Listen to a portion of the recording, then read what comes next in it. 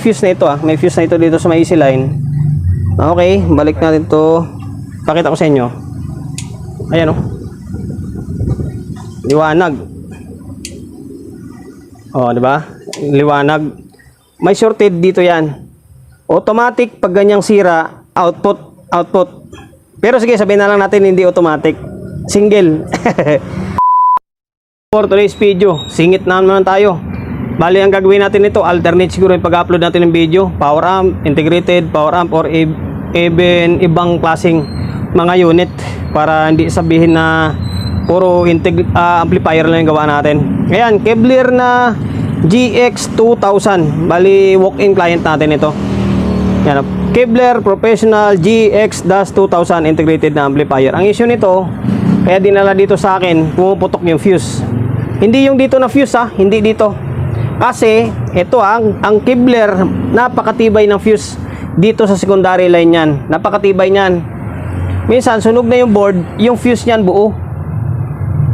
Ito naman 12 ampere naman na nilagay dito, pero hindi bumibigay yung fuse dito, hindi bumibigay. Ang bumibigay dito sa AC line, dito.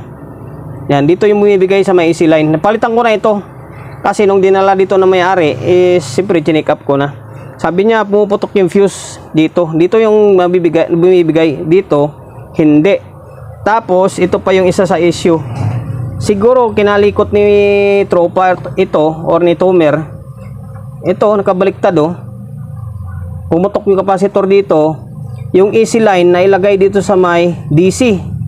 Yan, out yan positive, negative. Itong AC line is pinasok niya dito.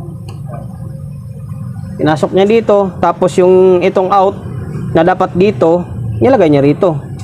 Dali. Ito yung mission ko for today's video na sana magawa natin. Pero bago yan, pakita ko muna sa inyo yung issue niya. Ito may fuse na ito may fuse na ito dito sa may AC line. Okay, balik natin to. Pakita ko sa inyo. Ayan liwanag. Di ba? Liwanag. May shorted dito yan. Automatic pag ganyang sira, output. Pero sige, sabihin na lang natin hindi automatic. Single. Either diode or transistor. Pero kadalasan sa encounter ko, transistor. Ngayon, para malaman mo kung may problema itong transformer or dito, bunutin mo to. Yan, bunutin natin to. Supply nito 42 pa lang. Tapos, switch on natin. Yan nag-normal siya. Hindi ba? Ibig sabihin, working yung transformer natin. Ang problema is dito. Ayan. Ngayon, siyempre magsusuyod tayo nito. Hindi ko na sana gagawa ng vlog ito Kaso lang, siyempre sayang naman yung content. And then, para bahagi tayo ng kalaman natin sa mga kapwa natin na gustong gumawa ng mga bago-baguhan pala ng technician. Dito yan, dito.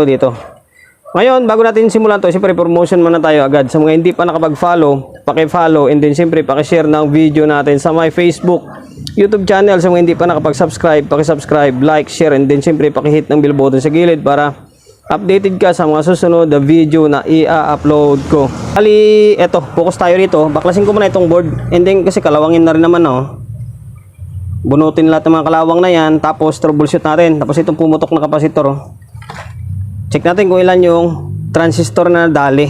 Pinaklas ko na yung board. Maganda yung board niya kasi nakahiwalay yung OPT. Yan pwede mo ma-troubleshoot to dito, hiwalay. Di ba? 2 pairs kada channel. Dalawa dito, dalawa. Yan, kaya 8 siya Itong 2 pairs kada channel. May abang pa nga siya. Pwede mo pa siya gawing 3 pairs. Ayan, hindi nakasama sa usapan yung dagdag 3 pairs, pwede mo siya gawin 3 pairs. Tapos ito yung buo yung mga output dito. Walang problema yung output dito, wala. Ang problema is dito sa mga drive niya. Or dahil din siguro sa may kalawang yan kalawang Yan. May na-check ako rito, yung mga drive is sira. Ngayon, bunutin ko na lang pa isa-isa yan. Yan na nga lang. Sabihin nyo gumagawa lang tayo ng kwento. Ito, shorted dito. Okay, dito sana ba? Dito, parang may shorted dito Ano ba yan? Ayan, oh. Ba?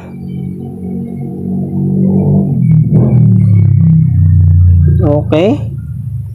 Dito. Good dito eh. Good. Good. Baka dahil siguro sa mga kalawang. Sige, bunutin na lang natin to pa isa-isa. Ganun din naman eh.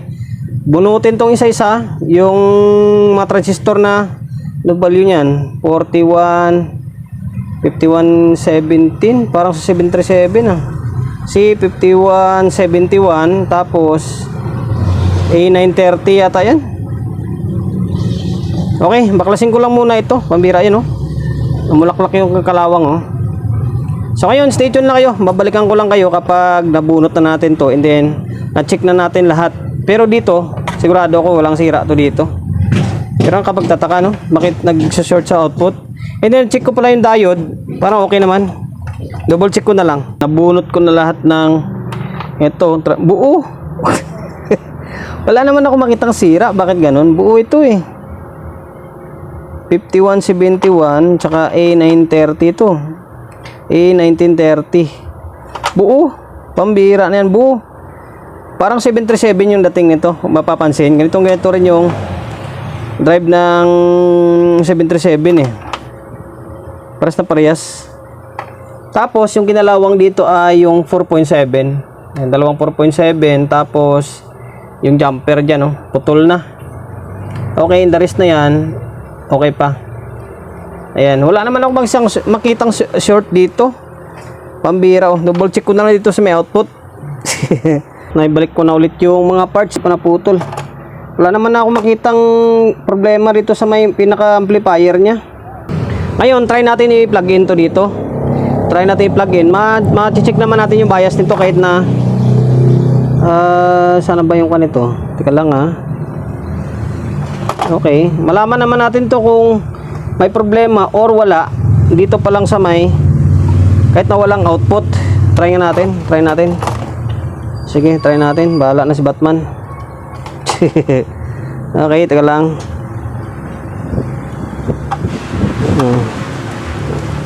Ayan. Okay, ayan naka-plug in siya. Tingnan natin kung ano mangyari. Oh, nawala naman yung ilaw doon, oh. Oh, yun, nag-relay. Nag-relay na. Baka doon lang yun sa may kalawang. Ngayon, i-double check ko muna ito. Double check ko ito ulit. Kasi, nagtaka ko bakit may shorted. Double check ko. And then, kapag okay pa rin, babalik na natin sa heatsink. Tapos, try natin ulit. Sige, try natin ulit. Day 100. Pag isang daang araw natin sa pagre-repair natin ng Kevlar na GX2000. Bali, ito, tuloy na. Singit-singit lang kasing gawa ko rito sa integrated eh. Kaya pa hindi ko pa rin siya mapatino kahit napalitan ko na yung mga parts na yan dito na area. Tapos napalitan ko na lahat ng may kalawang, hindi pa rin siya tumitino. May DC na lumalabas. Eto, nalusutan pala ako ng isa. Merong sira or leak, pambihira na yan. Kaya pala sabi ko hindi ko mapatino to ah. Kaya binunot ko na naman ulit. Basta. Era pag tester na isang kamay lang na walang nakaapigil dito. A1930, sira ito. Yan, pinalitan natin ng bago ito. Pambira na yan, oh. Sana ba yung nilagay ko na bago? Ito. Kasi may bago yung thermal paste niya, oh. Yan, sira pala. Pambihira na yan. Okay, try natin kung magiging okay na ito. Nilagay ko lang yung board dito. Ganun kasi ako pag nagto-troubleshoot eh. Kailangan hiniwalay ko yung board sa katawan niya para hindi maghirap magpalit ng pyesa. Ibabalik ko lang muna dito sa may casing and then tingnan natin, obserbahan natin kung titino na siya. Ibalik ko na yung board. Okay na, ibalik ko na yung mga kable. Nakaraan kasi hindi ko lang napakita kasi naasar ako. Kapag i-check ko dito, yung bias niya tabingi talaga siya. Medyo tabingi. Tapos ngayon, obserbahan natin. Kapag hindi nakakabit yung output nung nakaraan, nagre-relay siya pero tabingi yung bias. Tapos pag ginabitan mo ng output, wala na, hindi na magre-relay kasi may DC out na siya. Ngayon, obserbahan natin dahil ito nga isa la rin, no? Yung A1930. Kaya minsan double check talaga yung gagawin natin. Una, obserbahan natin kung lalagatik to. O yan, nag-relay na. Tingnan nyo, relay. O yan. Ngayon, sukatan natin. Anong mangyari? Okay, dito. Yung itong side na to, sa taas na to, sabihin natin positive ito, negative ito. Tapos ito yung driver nya, itong side na to. Tapos itong driver na ito, doon sa ilalim yung output nya. Ngayon dito, tagto 2 pairs lang siya, hindi pa ginawa 3 pairs, so may mga abang. O yan, nasa 0.4 siya. Nasa 0.4. Okay, ayan, nasa 0.4. Tapos balik rin natin yung test prod. Ito, kailangan pumantay sila. Hindi pwedeng tabingi. O yan, meron na. Pantay na, halos na sa 0.4. Okay, tapos ground, and then yung ito kasi out ito. Itong dalawa na to, yung isa dito na side, tapos yung itim nasa ilalim na side. Ito ground. Tingnan natin, nakaraan nito mampas tong bakwan eh. Wala na. Wala na DC It means okay na ito, working na ito. Ang gagawin natin dito ay, kasi marumi na dahil marami ng patak ng mga tingga, linisan muna natin. Linisan natin, tapos wag na tayong mag-testing muna ng audio. Diretso palit muna ako ng mga control. Kasi usapan namin ni Bossing dito, lahat na pwedeng gawin na papalitan is palitan na. Ngayon, papalitan ko na ito, yung mga control niya, kasi dahil medyo may kalumaan na rin siya. Although sabi naman sa akin, goods pa naman daw. Sige, testing muna natin. Lagyan muna natin ng audio siya. Tapos nalinisan ko na yung casing. Tinanggal ko na yung mga dumi-dumi na yung mga tingga. Tapos naglagay na ako ng speaker. Ayan dalawang terminal. Yung dalawang mid-high natin na sa taas na yun. Tapos naka-input tayo sa my DVD laptop, yung audio source natin. Ayan, naka-DVD tayo. Ayan, nag-relay naman. Kaso, obserbahan ko, wala siyang audio.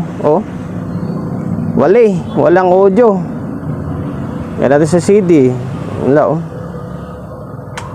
Alam niyo kung bakit walang audio? Dito, wala palang voltahe dito. Kasi nga, pumutok ito eh. By kapasitor dyan, pumutok yan. Ngayon, pag sinukatan ko siya, wala akong makuwang voltahe, pambihira. Tingnan nyo.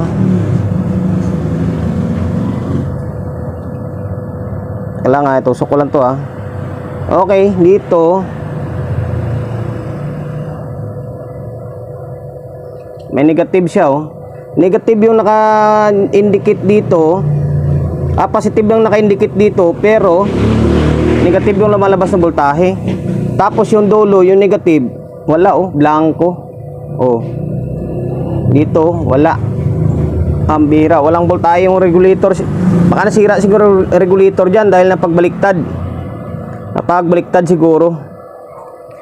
Ayan, another suyod na naman to. So suyod na naman tayo nito ng mga linya dyan kung bakit wala siyang voltahe. Kailangan may lalabas dyan na 7912 and then 7812, kasi regulator niya 7912 nakalagay Yan, negative and then positive sa may kabila. Balik tayo dito sa may board. Ang problema is nasa regulator. Ito, sira ito. 7812, yung 12 negative is good. Ito sira ito. Mali lang ng label dito. Mali lang sila ng pagka-label dito. Ang nakalagay dito ay positive dito sa may ilalim. Positive to, diba? Positive, negative sa taas, ground sa gitna. Pero yung kulay, tingnan nyo. Pula sa taas, puti sa ilalim.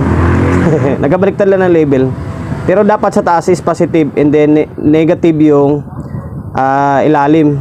Ito good dito. Isira itong sa taas, itong regulator na 7812. Ayan, sira. Dahil nga siguro pumutok yung kapasitor na yan dahil nagkabaliktad. Ayun, okay na. Kapag sinukatan mo to, okay na. Goods na ito. Naltan na natin to Ayan. So ngayon, balik na natin. Hindi ko na ipakita sa inyo. Naibalik ko na ulit yung board. Ayan, pati yung output, ibalik ko na. Naglagay na ulit ako ng speaker. Okay, same setup kanina. Laptop natin is ano, tumitirik-tirik na yung turntable niya. Set up natin. Ayan, may audio na siya, oh. Ininaan ko lang dahil 7:30 pa lang ng umaga. Tulog pa yung mga kapitbahay natin. Pero tumutunog na, oh.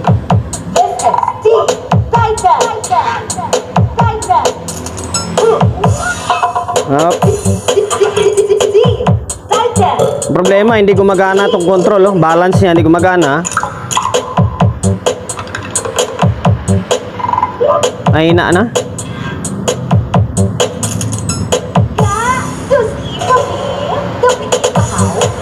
We are united as one. Ngayon, stay tuned lang kayo. Bali, may audio na siya.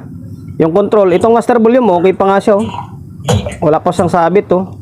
Ito lang yung dito sa may baba, siguro palitan natin. Tapos, testing ko na rin itong sa mic kung working pa yung mga control niya. Backlash, and then pinalitan ko na. Para hindi na umaba yung video natin kasi umaba na.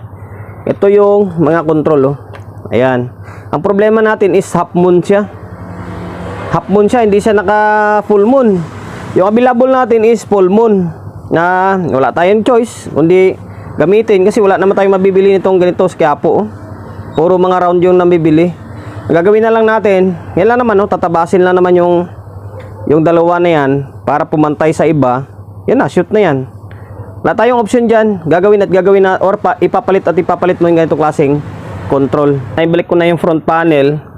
Yung kulang na lang dito is knob. Hindi ko na ipapakita sa inyo kung paano siya gawin para hindi na umaba yung oras natin. Importante lang ito, mapatunog natin siya na maayos. Kasi yung knob nga ito, hindi natin ma-shoot to, eh. Mamaya na lang yan pagtapos na yung vlog natin. Okay, yan. Kanina wala siyang balance, hindi siya nagbabalance. Ngayon pakinggan nyo. Ayan, oh.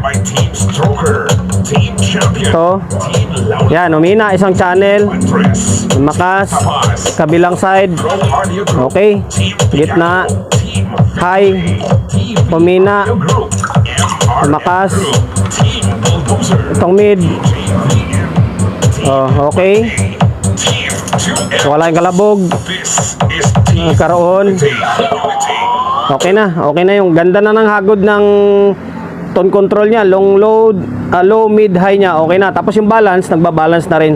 Unlike kanina, hindi siya nagbabalance. Ngayon, yung mic naman, eto, nung tinisting ko kanina to, pagsalpak ko pala ng mic, is nakatudo na yung control. Sound. Ito, wala na siya, oh. Sound, check, sound. Ngayon, control ko, volume ko, sound.